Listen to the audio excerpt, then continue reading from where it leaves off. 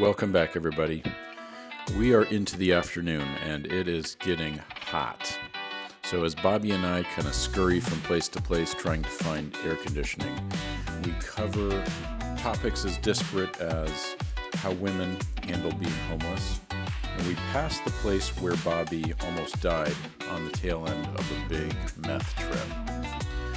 We also talk about some of the bigger, deeper effects of homelessness and see if we can't chart a way out potentially for Bobby. Stay tuned. This one's an interesting one. So tell me about the experience that you've seen women have being homeless. They have to deal with a lot more insecurity. Okay. And not just being about like their bodies or who they are, but like what it is they need to do in order to maintain themselves. Yeah. You think they struggle a lot more? In ways, yeah. If they're not surrounded by if they're women who are by themselves, they're more likely to be facing aggressive trauma from others. Okay. You know, it's hard to sit there and talk to any one of them without being, surrounded by the 10 dudes that they have around them, whether the fact that those dudes are people that she wants around him or not. Oh. You know? I see. They It's just like tend to cluster. It's like everyone's trying to get some pussy, but no one can get some pussy. Right, okay. Okay. So the women kind of build these communities around them, whether they want to or not, on some level? Like it. Seems kind of like that. But not all the time. I mean, a lot of them sit there and face, being harmed within the groups that they're in. Oh. Kind of opportunistic abuse from the people that they can't really get away from because they need them for some amount of protection. Yeah. You ever see kids on the street? Or do they mostly get taken care of? I've seen kids on the street. Okay. And that's parents not wanting to take whatever steps they can to get them off of the street, but they want to keep their kids with them. I've seen where parents are sitting there flying a sign on the side of the freeway, and they got their kids right there with them. Right. Kind of a panhandling strategy to get more extra sympathy. Yeah. So this area right here, when I sat there and I had gotten high and put myself in the position of putting my body into shock, I was literally sitting right around this, on the stair, right in front of this building right here, just dying.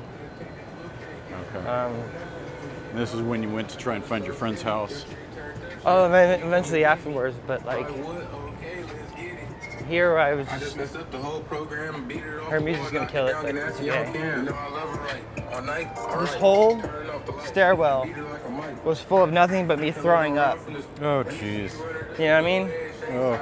That's all of it. I couldn't, nothing but water, nothing but everything. Because your body was going into shock, and it was just, Yeah. So how much meth is that? It wasn't really a lot. It was just more like I sat there, I got high, and then I sat there and I put myself in a place that was really, really, really, really hot, and I just... Body's in shock. Yeah. Just trying to cool down. Yeah, I can't do it. Going into crazy. Can't sit there and do anything in order to benefit. Can't keep water down. Can't keep electrolytes down. Can't keep nothing down. Man. So there's a lot of people that die in Phoenix during the summer from the heat.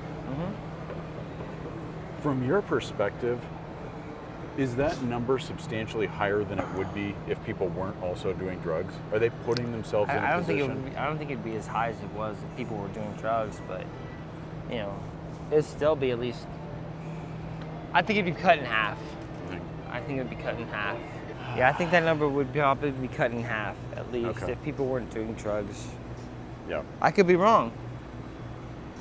But the sense that you're getting is that a lot of the people that you're seeing collapsed on the ground is from is because they're high and hot.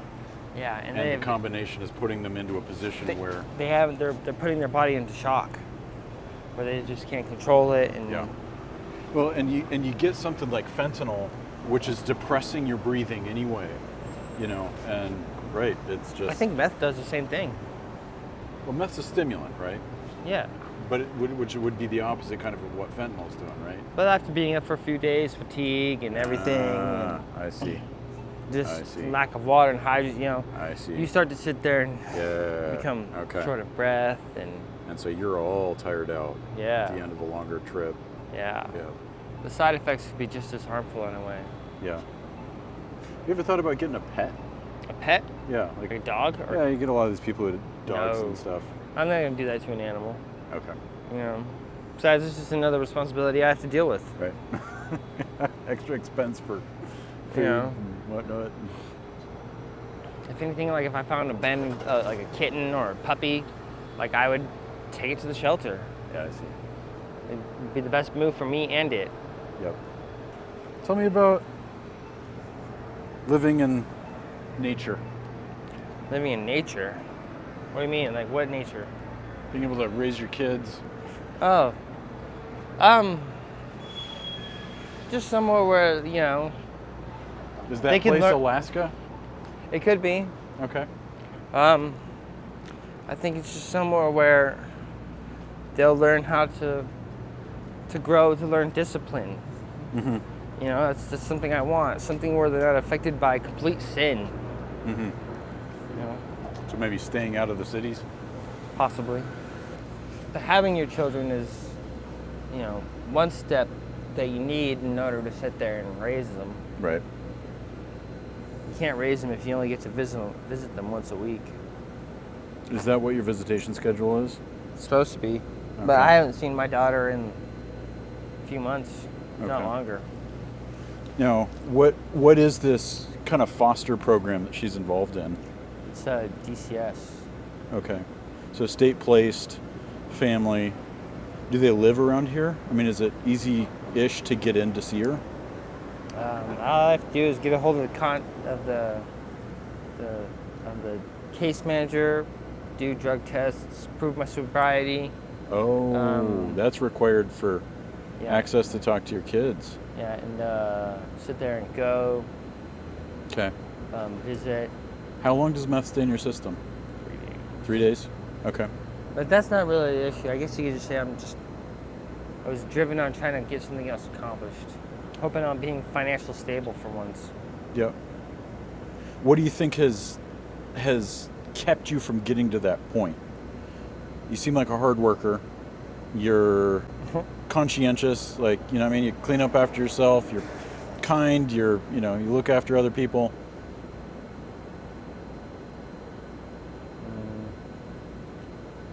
Is it just victims of circumstance type of thing? Like just crazy shit happens? You could just say it's the way... Periodically enough that it just keeps you off kilter? Kind of. Okay. I don't have the right utensils. And what would those be? Like the tools to make it happen? Okay. And what do you need to get a bank account? Sounds like you've got the ID. I've already been... Couple of bucks to put in the account to open it, right? I've already faced problems of someone using my account to the point where it was, you had identity theft.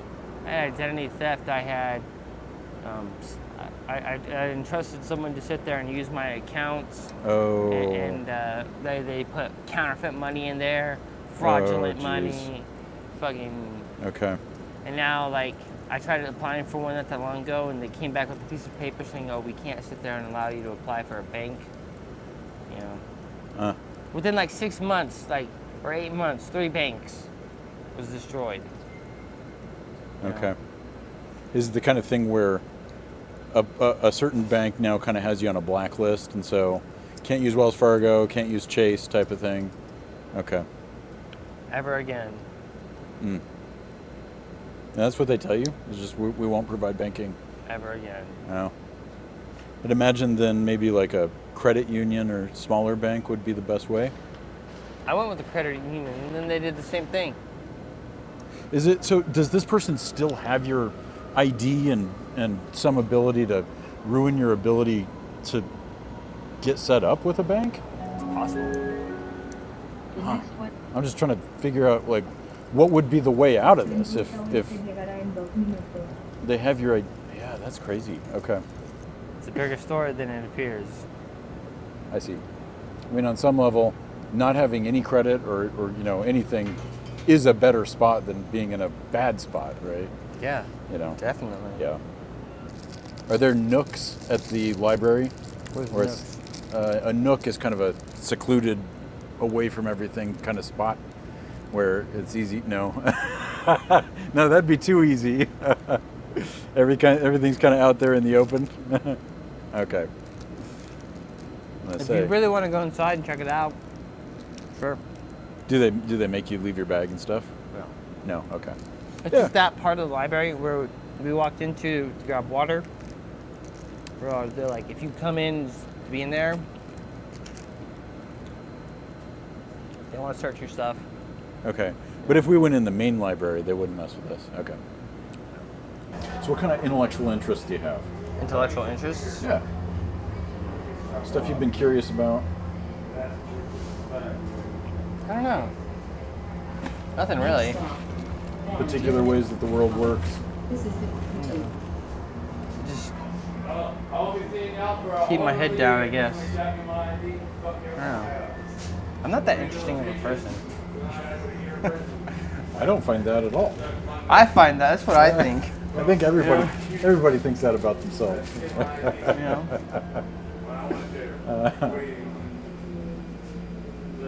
How well did you do in high school? I was told to drop out. You dropped out. Yeah. What age? Sophomore. Sophomore year. Okay. Yeah. Sophomore year was the dropout year. Okay. What was the story behind that? I didn't have enough credits to graduate. So in other words, I was already behind. Okay. You need 22 credits in order to graduate. Is that because you were skipping class, or you'd moved, or what was the story? I don't know. I guess you could say I just went to school. I didn't do work. I mean, Okay. I was in special ed. Okay. Like ADHD kid? Yeah. Yeah, okay. And then I ended up getting suspended. So they didn't have like a trade program that they could get you involved in that kept you moving and learning? Yeah. Sit at a desk, and if that doesn't work, then sorry, we don't have another option for you.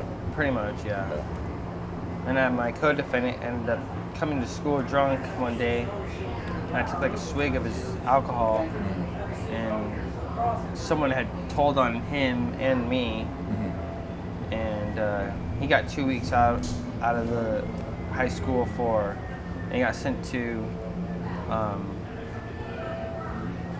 an alternative school. I got sent to alternative school, but I ended up having to do the rest of the year there while he only had to do 2 weeks. Because he had an aunt that was in the school system. Advocated for him. How close are you with your siblings? Not close. Okay. Are they still in Yuma? I mean, one is. Okay. The rest of them kind of scattered different places. Okay.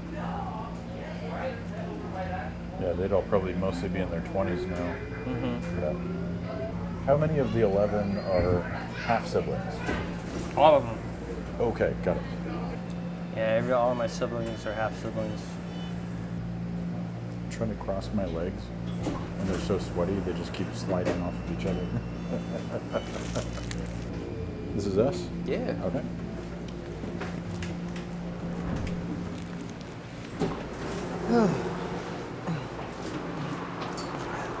I wish I could just sleep. This way. Oop. We're all walking the wrong way here. Being the weekend, it's not much of an issue for transport, you know. Yeah. The valley does understand that, fuck, man, it is hot as hell. Yeah. This is an impressive looking facility.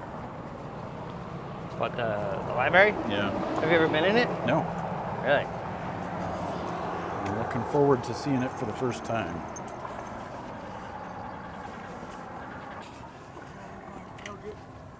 Oh, thanks. Not me, you, right? I don't know. There's no way I look like Mel Gibson.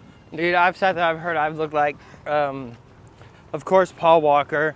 I've heard. There you go. I've heard that I look like also, what's his name? Ryan Gosling. Okay. I've heard that I look like John Travolta.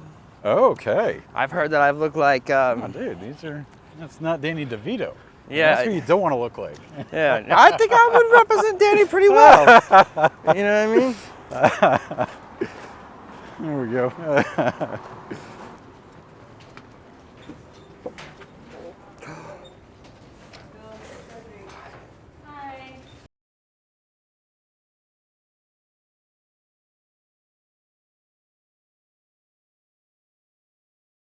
I'm sorry.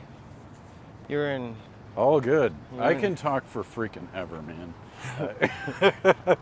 Like I'm sitting there, like I'm falling asleep. Yeah, all good. Well, I saw you sleeping. I was like, okay, hey, maybe you're tired. Let's let you sleep a little bit. But yeah, no. Look, if I'm just jawing too much, and you're like, fuck that, man. Let's go. Just grab me. Awesome. This is the day of Bobby, not the day of Jesse talking his mouth out. No, that's all good. Jesse can talk all he wants. Oh man. I'm guessing I'm probably gonna have to shut. Yeah. This place has mad AC. This place has mad AC. This is great. All right, I am sure I'm gonna have to turn this off here. You'd be okay for a minute. Like a Borg sphere. Look at that. That's cool looking. Now take your time. You get to see things. I've never been in here. I've never been in here. This is nice. No. This is like the child section for little children's. That's water? A big water feature? Yeah. No, you son of a bitch.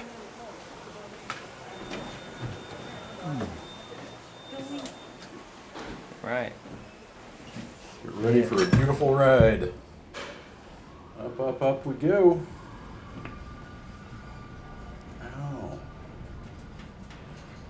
Look at this. Yeah. Oh, this is cool. It is cool. Well, this is really cool. Wow. And there's two sides to the library. There are the side of, well, of course there's this and over there too. Okay, so do they have decent internet here that you can log into and surf YouTube and stuff like that? Yeah, Okay. just no porn. Okay, all good. All good. Desks. Okay. Yeah. There's a whole bunch of them that are open right now. Nice. Lots of room. Well, we can settle in wherever. Yeah. Were you wanting to get a nap?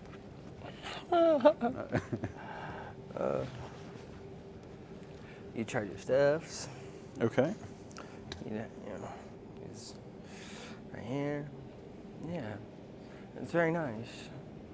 Okay, so do we have to go get a book to make it you look can like just we're sit official? here. You can just Oh, we sit have to down. just sit down. Okay. Do whatever you please. Okay. Fair enough.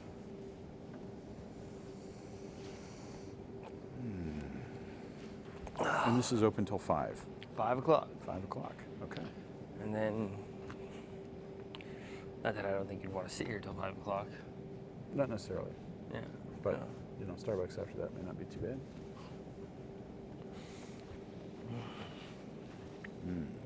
Cool. We gotta go get your car though. Get my car? Yeah, you gotta get your car eventually. Yeah. Down there at some point. Okay. Hop on YouTube, whatever it is that you do. And I will do the same.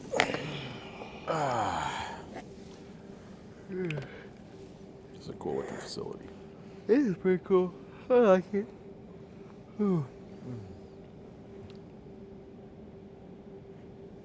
Got this kind of white noise going. And white You almost noise. sound like you're on an airplane or something. I haven't been on a plane in years. Yeah. All right. It's been a minute.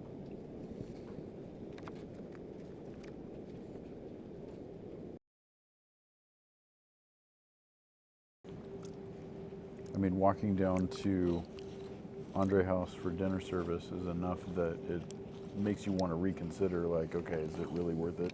Am I going to Yeah. be getting enough energy out of having made that trek? I mean, I might be able to get to eat as many times as I want, but am I replacing everything that I lost, or?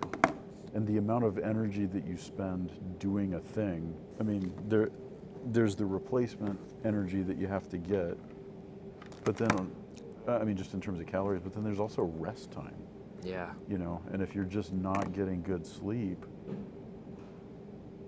then overtaxing yourself during the weekend, I would imagine, can set you behind quite a ways. Definitely. When you start entering the work week. And then if you're too tired, you don't want to get up and go to work. You've basically just wasted, a weekday or two trying to get caught back up on the rest. Friday, I woke up at 2, and then I sat there. 2 p.m. 2 a.m. A.m. Okay. Catch the van, and then I fell back asleep accidentally, and I woke up and it was 3, and so I was like, fuck, I guess I'm not going to work today. 3 p.m. A.m. A.m. Oh, okay.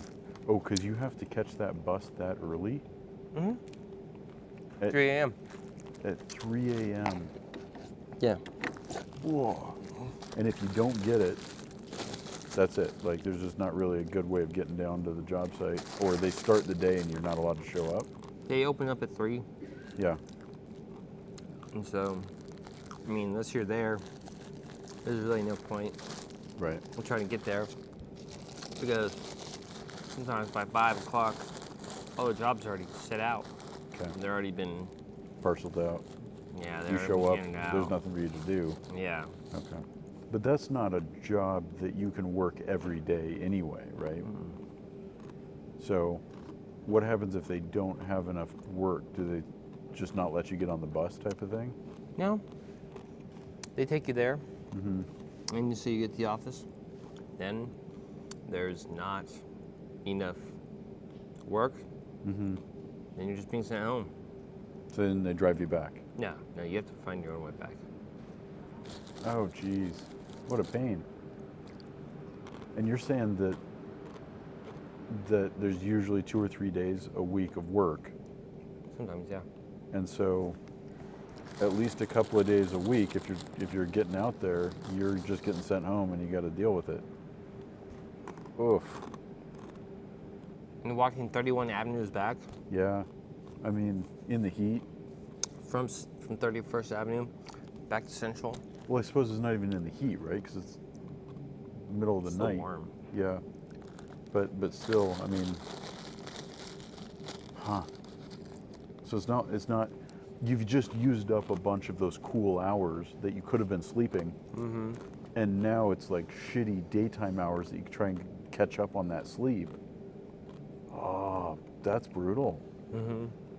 Okay, so what other job opportunities are there to be able to work?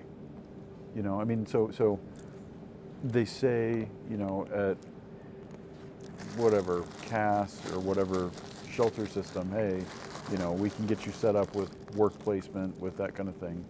Does it make sense to try and get started with that? Maybe. You could. I mean, you saw that whole system, of course, when you were at CAS. And there just wasn't good enough job opportunities to want to really take advantage of it? I had my own opportunities Okay. when I was there. But they dried up? Yeah.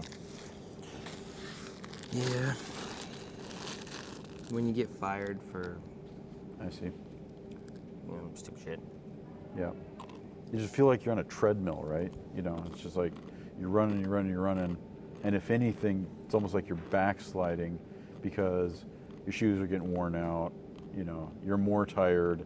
Mm-hmm. It's just another week that you haven't been able to move forward materially with anything, And you're just starting to go into a panic. Right. Yeah. Right. Well, so then, what have you relied on in the past to kind of bust you out of these type of cycles? I haven't been able to get out of it. Oh, okay. It's been like this my entire life. I see. I see. My entire life. I mean, but on some level, like, good things will happen for a little while, and you can kind of get back up to some level of decency. Until I destroy it and tear it apart. I see. But that's not something you're consciously doing. It's just, is it shit that's happening that's outside of your control? Or is it... I guess you could say sometimes it's consciously I'm doing it. You think that you may be self-sabotaging? In times, yes. Okay. Understanding why you're doing it or not understanding why? Both. Okay. I understand why I'm doing it. But sometimes I don't. Yeah. Well, I will be straightforward as well. I've gotten fired so many times. It's hilarious. Like, I'll work a job until I get fired, dude. Like, I don't waste I just time. don't do well with office politics and, power structures inside of organizations. Like, that's just my kryptonite, man. Yeah. If it's me and a big organization, I'm probably going to get fired. I will find a way and piss off the wrong person on accident, and boom, here it comes, the hammer. It's when you sit there and you play a chief when you're an Indian all the time. Mm-hmm. Well, so when you get fired, when you have gotten fired, it's not for not working, No. right? It's saying the wrong thing to the wrong person type of thing. Or picking up the wrong kind of trash, whatever. I see. I mean, if I'm reading the situation right, your motivation to use or drink or whatever is mostly just boredom. You're not physically addicted to anything. No, I can stop whenever I please. Right. Well, in part because you just, on some level, you haven't been doing enough to be physically addicted to anything. Yeah. Right. I mean, the last couple of weeks, like, in my mind, I've been doing a lot. You know? You've been doing a lot of Smoking. smoking a lot in the last couple of weeks. Okay. Yeah. Which is kind of that 2 to 3 times a week type of thing. Yeah, kind of. Do you feel like that is indicative of kind of a backsliding mood where you're starting to lose a sense of hope that things could get better? Okay. And so you start using a bit more. Mm-hmm. Yeah. I'm just trying to think of, what resources might be out there, not even necessarily in a system or something, that you could grab and kind of wrangle into place to get yourself on that kind of forward-moving track, because you've got the will to do it. It's just the inertia, getting the thing started. It's just so hard to get it moving, but once you have it moving, now you're in a different spot. Now it's okay. This is a little easier to keep the ball rolling. I guess you could say that. That is one of my big fears for me personally. What's that? Is slowing down and just not being able to get started again. So I'm like, no, I gotta keep just going to Guatemala or whatever the next thing is, Yeah, unfortunately, life requires constant effort. Is it not being able to maybe measurably move forward in life by working?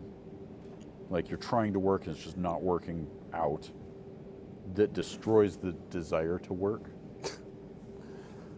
Kind of. Kind of goes back to the hope thing where if you feel like things are getting better, you're willing to put more effort into it.